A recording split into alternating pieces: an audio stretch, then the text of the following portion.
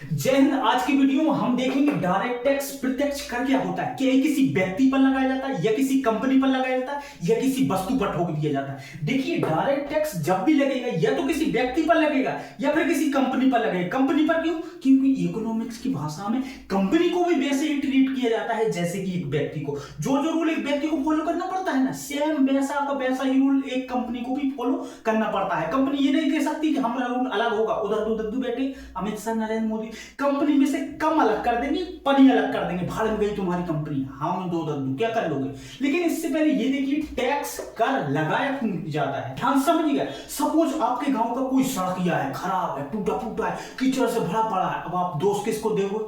सरकार को। सरकार की गलती। अरे भैया, सरकार की गलती नहीं है, वो तुम्हारी गलती। क्यों? क्योंकि जब सरकार तुमसे कुछ लेने आती है तब तुमको बड़ा लहरा। 2 लाख सैलरी आई थी हमारी, सीधा का सीधा सरकार 20% ले गई। बताओ, ये कोई बात हुई? तो सड़क ही है कि तुम्हारे बाप के पैसे से बनेगा।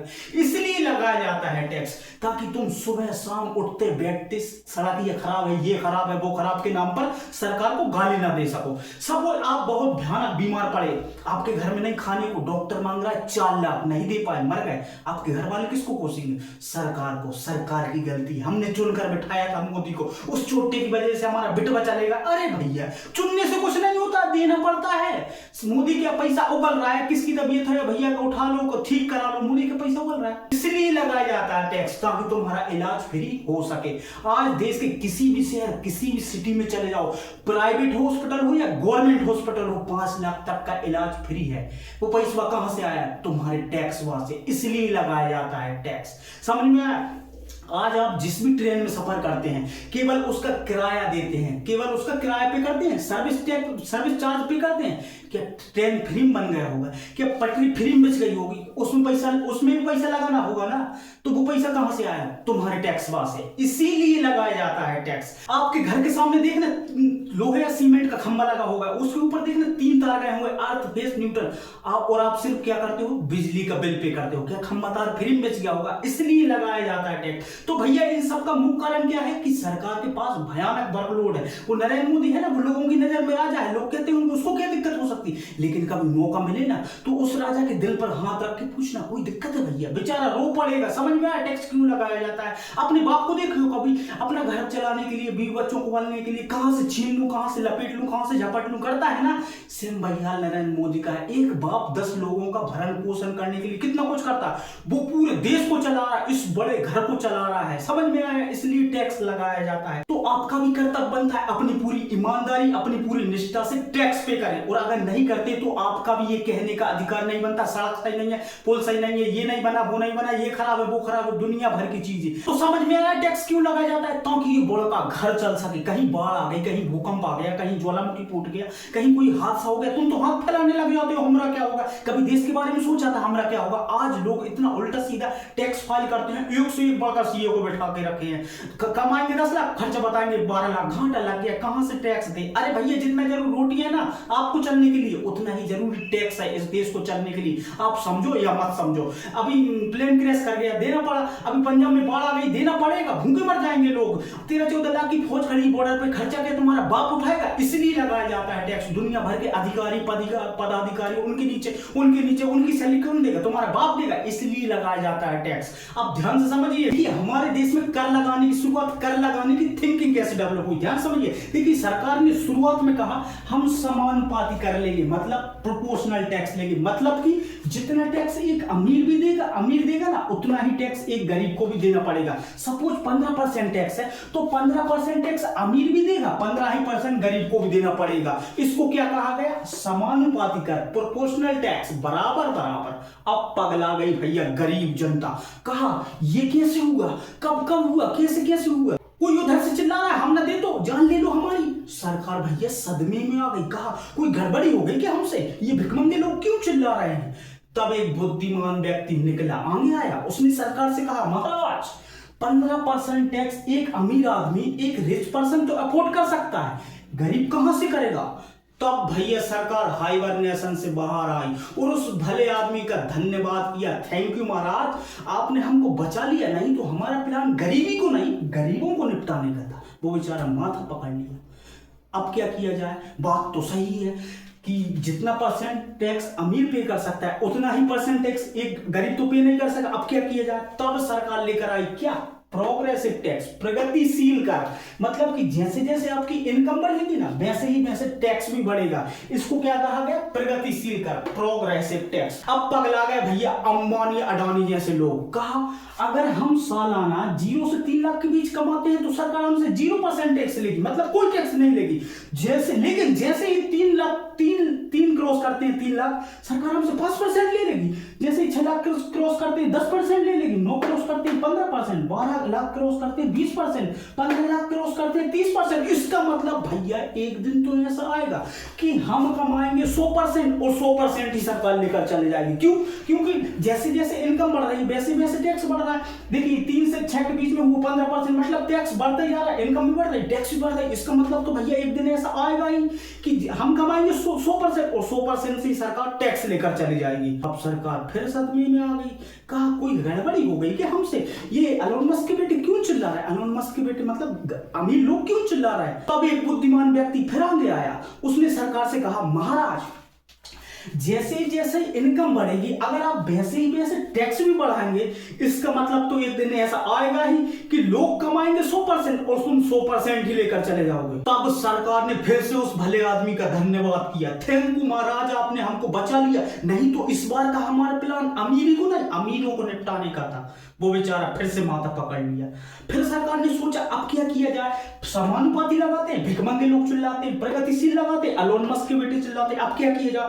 तब सरकार ने हमारी अर्थव्यवस्था के अंदर सबसे खूबसूरत डिसीजन लिया। देखिए क्या किया, चुप्पे चाप समानुपाती और प्रगतिशील को क्या किया, मर्ज कर दिया। उससे कहा गया अधोगामी कर, आधे दूर तक जाने वाला टैक्स, अधोगामी टैक्स, डिग्रेसिव टैक्स। अब अधोगामी टैक्स की खूबसूरती को समझिए। देखिए जैसे ही अधोगामी टैक्स आया इसको रखा गया क्या, प्रगतिशील। मतलब जैसे जैसे आपकी इनकम बढ़ेगी ना वैसे वैसे टैक्स भी बढ़ेगा, लेकिन एक समय ऐसा आएगा कि ये टैक्स समानुपाती हो जाएगा। देखिए कैसे, पहले आप क्या कर रहे थे, अगर 0 से 3 लाख के बीच कमाते थे सालाना तो कितना परसेंट देते थे, 0%, मतलब कोई टैक्स नहीं। लेकिन जैसे ही 3 लाख क्रॉस करते थे कितना देते थे, 5%, 6 लाख के क्रॉस करते 10%, 9, 15%, 12, 20%, 15, 30%, ये बढ़ता ही चला जाता है। अब इसको फिक्स कर दिया कितने पर, 30% पर, तो हो गया ना फिक्स। अब आप कितना भी कमाते रहो,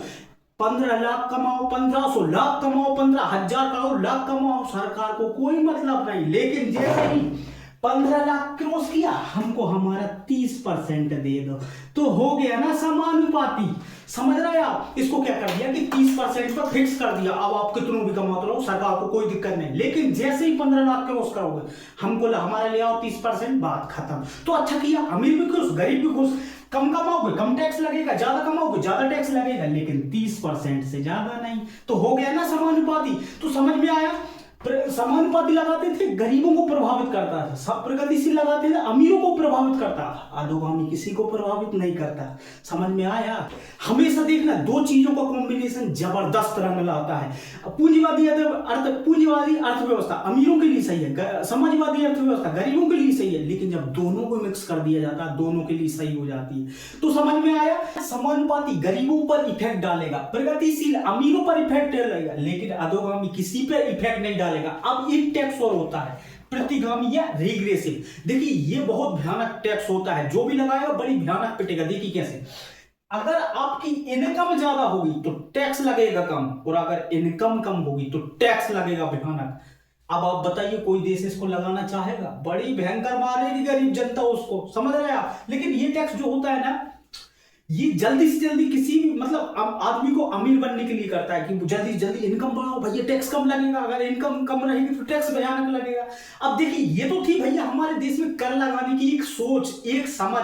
अब देखते हैं हम डायरेक्ट टैक्स के कुछ प्रकार। ठीक है, देखिए पहला है कॉर्पोरेट टैक्स या निगम कर। ध्यान से समझिए। देखिए कॉर्पोरेट किसको कहते हैं, जितनी भी बड़ी बड़ी कंपनियां होती हैं जैसे टाटा, रिलायंस, बजाज, दुनिया भर की बड़ी बड़ी कंपनी को हम क्या कहते हैं, कॉर्पोरेट। सरकार इन्हीं बड़ी बड़ी कंपनियों पर ठोक देती है क्या, कॉर्पोरेट टैक्स। सालाना कितना, 30%। देखिए कॉर्पोरेट टैक्स जो लगता है वो कंपनी की टोटल कमाई पर नहीं लगता, टोटल कमाई में से हमारा खर्चा, लागत, बागत जो कुछ भी होता है सबको को हटाकर जो हमारा नेट प्रॉफिट बढ़ता है मतलब कंपनी का, उस पर लगता है क्या, कॉर्पोरेट टैक्स। कितना, 30%। समझ में आ गया हो। कॉर्पोरेट टैक्स क्या, बड़ी बड़ी कंपनियों पर लगेगा, आम आदमी पर नहीं लगेगा, कंपनियों पर लगता है, बड़ी बड़ी कंपनियों पर, ठीक है। अब दूसरा है क्या है, कैपिटल गेन या पूंजीगत लाभ। देखिए कैपिटल गेन क्या होता है, जब कभी आप काम न करके आपका पैसा काम करने लग जाए। जैसे देखिए सपोज आपका कोई 10 लाख का प्लॉट है और आपने उसको टिका दिया किसमें, 12 लाख में, तो हो गया ना 2 लाख का कैपिटल गेन।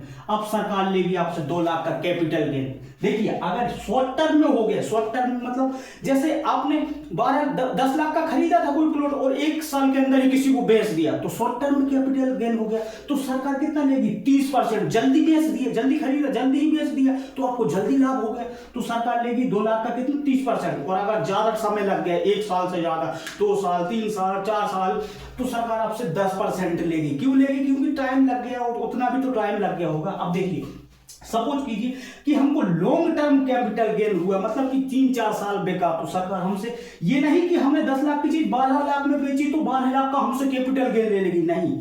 जितना हमको प्रॉफिट होता है ना, उसका कैपिटल गेन लेती है। जैसे 2 लाख का प्रॉफिट हुआ तो 2 लाख का प्रॉफिट में से हम सपोज कीजिए लॉन्ग टर्म हुआ तो 2 लाख का 10% कितना, 20,000। तो 20,000 सरकार लेकर हमसे चली गई क्या, 2 लाख का लॉन्ग टर्म कैपिटल गेन। समझ में आ गया होगा कि कैपिटल गेन क्या होता है कि जब कभी हम काम ना करके हमारा पैसा काम, कोई प्लॉट खरीद लो, कहीं पर कुछ भी खरीद लो, कुछ भी बेच दो, जो कुछ भी आप मतलब खरीद के बेचते हो या फिर मतलब आपका पैसा काम करता है टोटल मिलाकर, तो उसको हम क्या कहते हैं, कैपिटल गेन। अगर शॉर्ट टर्म में हो जाता है, जल्दी हो जाता है, तो सरकार ज्यादा परसेंट लेती है, 30%। और अगर देर में बिका तो सरकार कम, सरकार खुद सोचती है यार टाइम लग गया बेचारे को, इतना जल्दी कहां से देगा वो, तो 10% ले लेती है, ठीक है। अब तीसरा है स्टेट ड्यूटी या संपत्ति कर। देखिए इसी को हम क्या कहते हैं, मृत्यु कर या उत्तराधिकार कर। ध्यान से समझिए, देखिए स्टेट ड्यूटी क्या होती है, जब आप अपनी प्रॉपर्टी को कुछ दूसरी पार्टी के नाम पर कराते हो तो क्या लगता है, लिखाई लगती है, अरे भैया रजिस्ट्री लगती है, बस वही है क्या, स्टेट ड्यूटी। या सपोज आपके दादा मर गए तो आपका बाप जाएगा उनका क्रियाक्रम करके कहां, सरकारी ऑफिस, वहां पर उसको 2 दलाल मिलेंगे, वहां पर आपका बाप जाकर कहेगा सरकार मेरे बाप मर गए, सरकार कहेगी हमको कोई मतलब नहीं है, ले आओ 10%। देख रहे हैं आप, वहां पर भी गवर्नमेंट मतलब टैक्स लेने से नहीं छोड़ती हमको। माना कि टैक्स बहुत जरूरी है, बहुत जरूरी है टैक्स, लेकिन भैया ऐसी जगह छोड़ो जहां इंसान और मौत का फासला बहुत करीब हो। जैसे कि जब एक मां के पेट में एक बच्चा बन रहा होता है, जिसको हम एम्ब्रो भ्रूण कहते हैं, उस समय भी गवर्नमेंट उस पर टैक्स लेती है। अरे भैया उसकी मां को जो भी मतलब चाहिए रहता है, अल्टीमेटली वो कहां जा रहा है, उसके बच्चे को मिल रहा है, लेकिन सरकार वहां पर भी टैक्स लेती है। और इधर देख रहे हैं आप, जब इंसान मर रहा होता है तो उसको टुकुर टुकुर देखती, मरा मरा, हाँ जैसे ही मर गया ले आओ भैया ट्रांसफर में 10%। ये कोई बात हुई, माना कि टैक्स जरूरी है, बहुत जरूरी है भैया, देश ही चल रहा है टैक्स की वजह से, लेकिन वहां तो छोड़ दो यार जहां पर इंसान हो।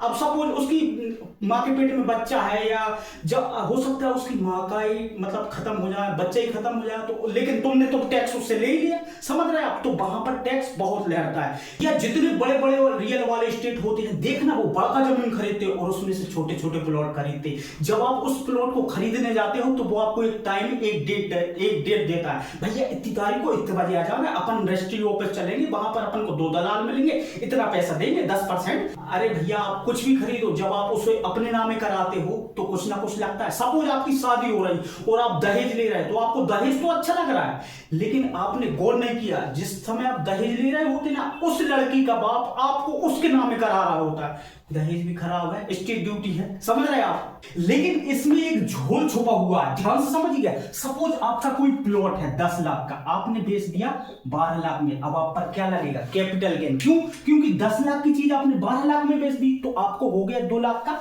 कैपिटल गेन, आपको हो गया 2 लाख का कैपिटल। अगर शॉर्ट टर्म में हुआ तो सरकार कितना लेगी, 30%, अगर लॉन्ग टर्म में हुआ तो 10%। सपोज आपको क्या होगा, लॉन्ग टर्म में कैपिटल गेन, तो सरकार कितना लेगी, 10%, तो 2 लाख का 10% कितना, 20,000। आपने दे दिया सरकार को कितना, 20,000। ये काम बिल्कुल सही रहा।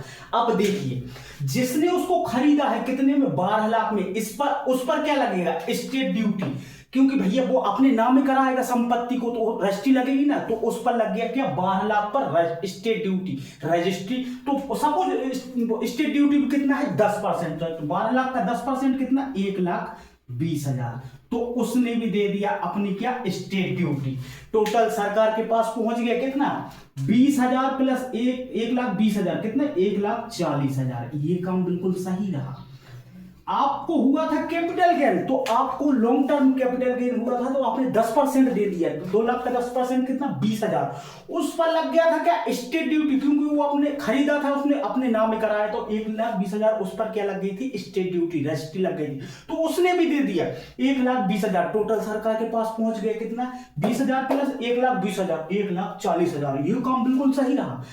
अब देखिए लोग अपने ही भारत मां के साथ कैसे गद्दारी करते हैं, ध्यान समझिए। सपोज आपने बेचा था 10 लाख का प्लॉट 12 लाख में, तो आपको क्या हुआ था, 2 लाख का कैपिटल गेन हुआ था, तो आपको 2 लाख का कैपिटल गेन देना चाहिए था। अगर शॉर्ट टर्म में हुआ तो 30% देना चाहिए था, अगर लॉन्ग टर्म में हुआ तो 10% देना चाहिए था। अब आपने किया, जिसको आपने बेचा है ना, उससे कहा आप हमको 10 लाख के चेक के थ्रू दे दीजिए, चेक के थ्रू, और 2 लाख कैश दे दीजिए। मतलब 10 लाख का प्लॉट आपने सरकार की नजर में 10 लाख का ही बेच दिया। सरकार की नजर में आपको कोई प्रॉफिट नहीं हुआ। लेकिन आपने जो 2 लाख कैश ले लिया, उसका क्या, उसका आपने 20,000 क्या बचा लिया, कैपिटल गेन। तो आपको फायदा हो गया 20,000 का, समझ में आया। अब जिसने उसको खरीदा उसको देखिए, आपने उसको बेचा था कितने, 10 लाख का 12 लाख में, तो उसको 12 लाख पर स्टेट ड्यूटी देनी पड़ी थी। अब वो भी देगा कितना, 10 ही लाख पर स्टेट ड्यूटी। क्यों, क्योंकि आपने उससे 2 लाख कैश ले लिए। अब वो 10 लाख का मतलब कि स्टेट ड्यूटी देगा कितना, 10%, तो कितना, 1 लाख आएगा। उसने 12 लाख पे दिया था, तो 1,20,000 स्टेट ड्यूटी बन रही थी, मतलब रजिस्ट्री। लेकिन आपने उससे 10 लाख चेक के थ्रू ले लिए और 2 लाख कैश ले लिए, तो उसने 10 लाख पर क्या दी, स्टेट ड्यूटी।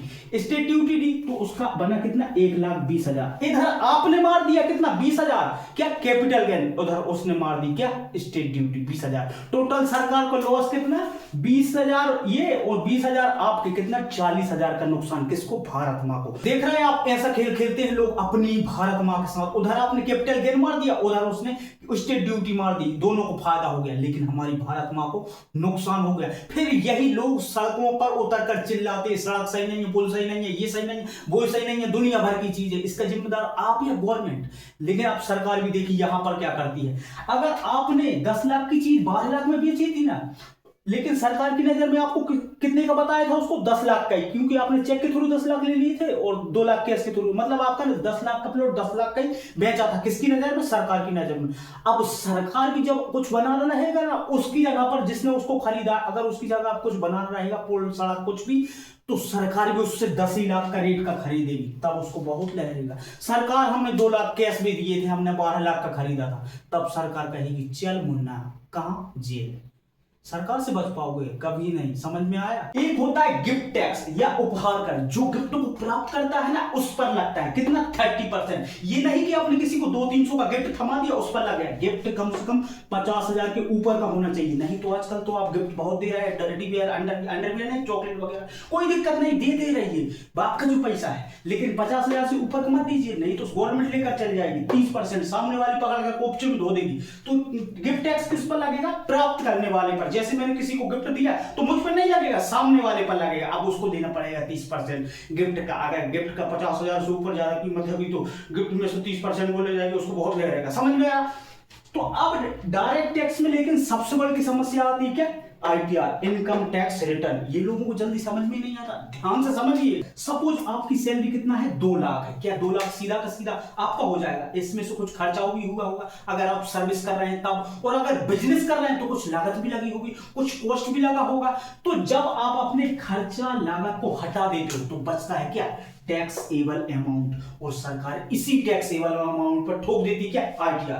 सपोज ध्यान समझिए, 2 लाख आप क्या है, सैलरी है। अगर आप बिजनेस कर रहे हैं तो 30,000 क्या लग गया, आपकी लागत लग गई, और अगर सैलरी से आया था तो खर्चा हो गया 20,000, तो 20,000 प्लस 30,000, 50,000 तो ऐसे ही चला गया। तो टैक्सेबल अमाउंट कितना बचा, 1.5 लाख। अब इस 1.5 लाख पर क्या लेगी सरकार, ITR। सपोज ITR कितना है, 10%, तो 1.5 लाख का 10% कितना, 15,000। आपने ITR दे दिया कितना, 15,000। सरकार को ले जाओ, कोई दिक्कत नहीं। सरकार कहेगी ऐसे कैसे दिक्कत नहीं। अब देखो, सरकार कहेगी बेटवा 15,000 ITR तो दे दिया, लेकिन अभी भी ब्लैक मनी है, व्हाइट नहीं है। आप एक काम करो, आप हमको सरचार्ज और दे दो, सरचार्ज। तो अब सरचार्ज आपको सरचार्ज लेगी सरकार आपसे किस पर, आईटीआर पर। कितना, सपोज सरचार्ज भी कितना है 10%, तो 15,000 का 10% कितना, 1500। सरकार क्या ले गई, आईटीआर ले गई, सरचार्ज ले गई। लेकिन अभी भी सरकार कहेगी बाबू बाबू बेटा ये आईटीआर है ना, आपने दे दिया, कोई दिक्कत नहीं, आपने ये सरचार्ज भी दे दिया, लेकिन अभी भी ये क्या है, ब्लैक मनी है। अब तुम एक काम करो, हमको शेष दे दो।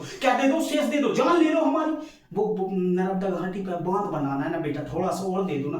तो अब लेगी सरकार क्या आपसे, शेष किस पर, आईटीआर प्लस सरचार्ज पर। सपोज शेष भी कितना है, 5% है, ज्यादा नहीं ले रहे सरकार, गवर्नमेंट वाले कितना लूटेगी यार, लूट लिए, कम ले लो, 5% ले लो। तो आईटीआर प्लस सरचार्ज का 5% कितना, 15,000 प्लस 1500। आईटीआर कितना आया था, 15,000, सरचार्ज कितना आया था, 1500। तो 15,000 और 1500 16,500, 16,500 का शेष 5% कितना, 825। तो सरकार आपसे क्या क्या लेकर चली गई, आईटीआर लेकर चली गई, सरचार्ज लेकर चली गई, शेष लेकर चली गई।